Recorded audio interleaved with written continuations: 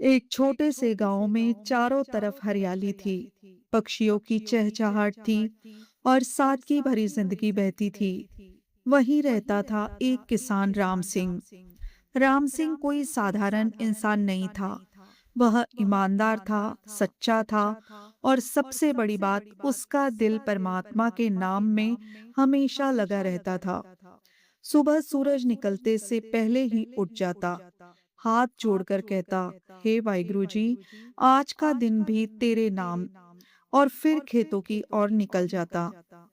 एक दिन रोज की तरह राम सिंह अपने खेत में काम कर रहा था। मिट्टी को जोतते जोतते अचानक उसका पैर किसी नुकीली चीज से टकराया। आह! दर्द से वो चीख उठा। नीचे देखा तो एक खूंटी उसके पैर में धंस गई थी।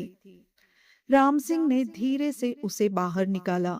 थोड़ा खून भी निकला, पर वह घबराया नहीं, बल्कि सोचने लगा, अगर ये खूंटी मेरे पैर में लगी है, तो किसी और के पैर में भी लग सकती है। उसने तुरंत फैसला किया, नहीं, इसे यहाँ नहीं रहने देना चाहिए। राम सिंह ने खूंटी को पूरी तरह से जमीन से उखाड़ना शुरू किया। जैसे जैसे वह मिट्टी हटाता गया, वैसे वैसे उसकी आंखें हैरानी से बड़ी होती गई, क्योंकि वहां मिट्टी के नीचे कुछ चमक रहा था। जब उसने थोड़ा और खोदा तो देखा सोने की चमचमाती अशर्फियां। एक पल के लिए तो कोई भी लालच में आ जाता, पर राम सिंह ने हाथ पीछे खींच लिया। वो खुद से बोला, पता नहीं ये किसकी है, मैं क्यों लूं। फिर उसने आसमान की तरफ देखा और मुस्कुराया। अगर ये मेरे लिए है, तो जिसने मुझे दिखाया है वही मेरे घर तक भी पहुंचा देगा।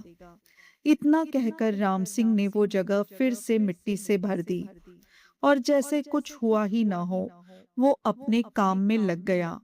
शाम को जब राम सिंह घर पहुंचा, तो उसकी पत्नी ने पूछा, आज कुछ थके थके लग रहे हो, क्या हुआ?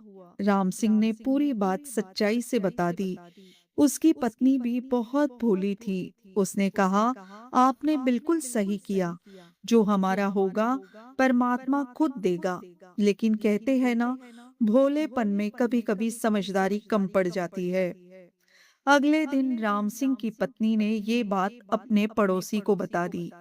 वो पड़ोसी बाहर से तो सीधा लगता था, लेकिन अंदर से बहुत चालाक और लालची था।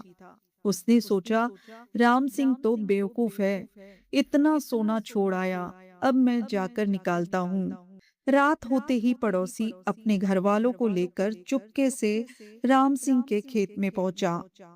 सबने मिलकर वही जगह खोदनी शुरू की। थोड़ी देर बाद उन्हें सच में 5 बड़े बड़े घड़े मिले। उनकी खुशी का ठिकाना नहीं रहा। आज तो हम अमीर बन गए, उन्होंने सोचा। लेकिन जैसे ही पहला घड़ा खोला, उनकी चीख निकल गई। अंदर सोना नहीं था, बल्कि बड़े बड़े पहाड़ी बिच्छू थे। एक एक करके सभी घड़े खोले, और हर बार वही बिच्छू ही बिच्छू। अब वो पड़ोसी गुस्से से जल उठा। रामू ने हमें मारने की चाल चली है। उसने जानबूझकर ये जगह बताई। उसका लालच अब बदले में बदल गया। उसने सोचा, अब मैं इसे ऐसा सबक सिखाऊंगा कि याद रखेगा। रात के अंधेरे में वो पांचों घड़े उठाकर राम सिंह के घर की छत पर चढ़ गया और एक एक करके सभी घड़े अंदर फेंक दिए। उसका इरादा साफ था, जब ये बिच्छू काटेंगे तो दोनों पति पत्नी खत्म हो जाएंगे, और वो वहां से भाग गया। लेकिन कहते हैं ना, जिसके साथ परमात्मा हो, उसका कोई क्या बिगाड़ सकता है।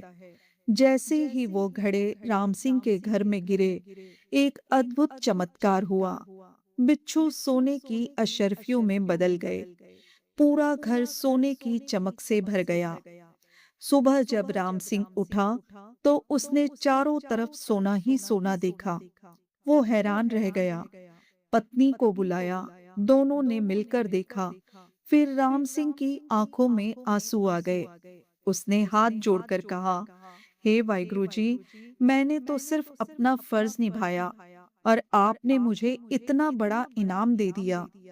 राम सिंह ने उस दिन एक बात और गहराई से समझ ली। ईमानदारी कभी बेकार नहीं जाती। जो परमात्मा पर भरोसा करता है, उसे कभी कमी नहीं होती। उसने अपनी पत्नी से कहा, देखा, अगर मैं उस दिन लालच करता, तो शायद ये आशीर्वाद कभी नहीं मिलता। संगत जी, इस कहानी में बहुत गहरी सीख छुपी है।